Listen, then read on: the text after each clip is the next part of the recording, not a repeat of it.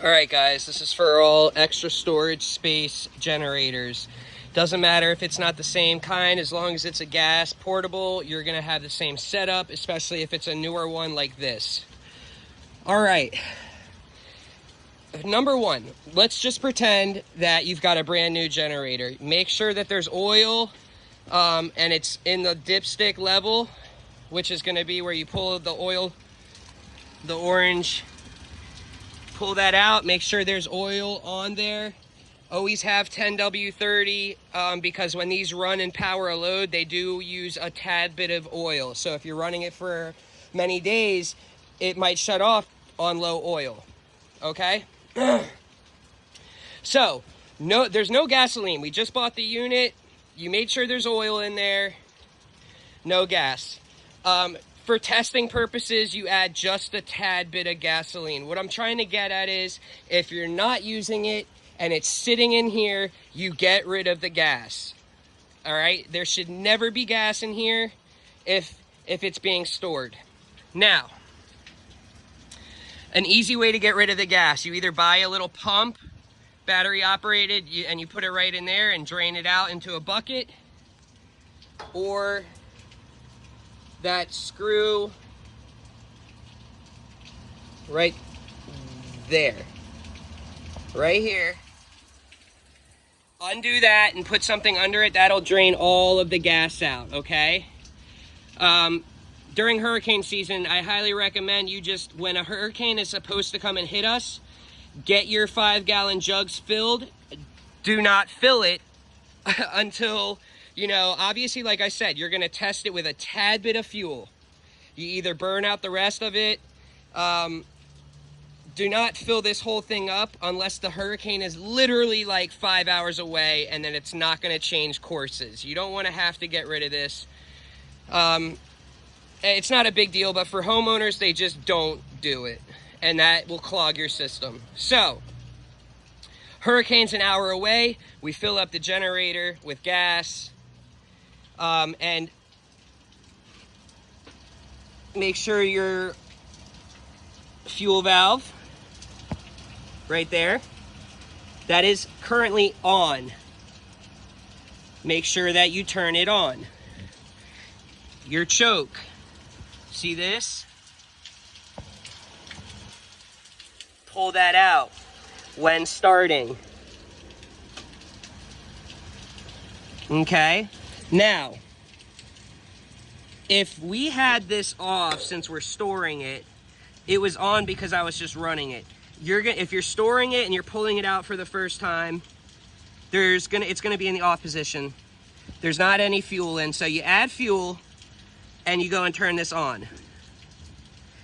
It might take you like 5 to 7 pulls for the fuel to finally fill up in the bowl. A quick way to get that is having a 10 millimeter socket and loosening this until you see a little bit of some drops of fuel drip out. Then retighten this. That way we have gotten the air out and the fuel is filled up in the actual bowl, which is where it needs to be to run, okay?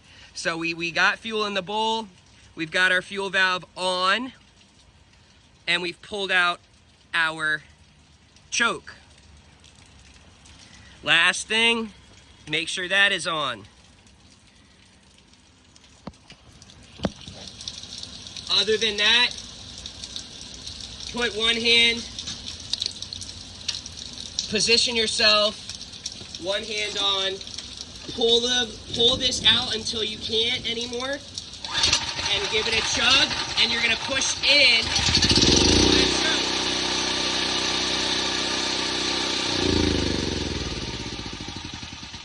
So let's repeat that. Get your hand, get a nice grip.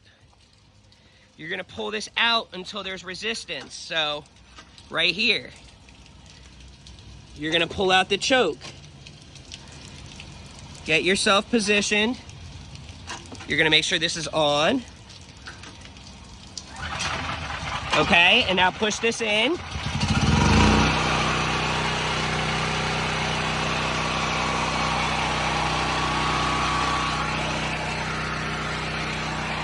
So now, I just shut off the fuel valve while it's running, and what that does is it doesn't allow any fuel from the fuel tank to travel into the carburetor, and it's gonna burn all of the fuel in the carburetor and fuel line, so that when you're storing it and there's a little bit of fuel in the tank, it's not going to the carburetor and clogging it.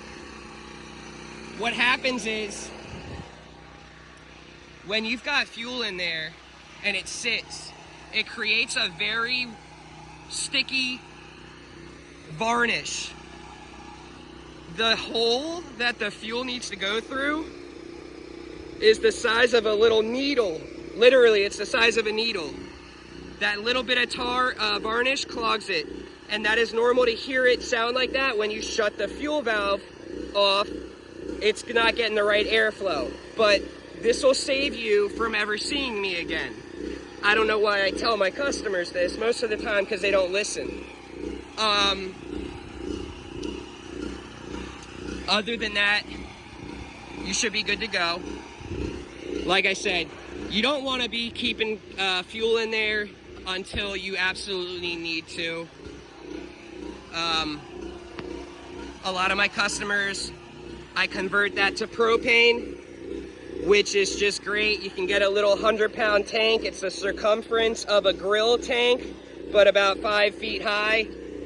It lasts 20 years. It doesn't go bad for like 20 years. You get an extended runtime out of it. It's better for the environment, better for your unit, and you don't have to store a ton of gas tanks. So now we've gotten the little bit of fuel out of the carb. All that is left is there's some fuel in here. At the end of hurricane season, you want to get rid of that.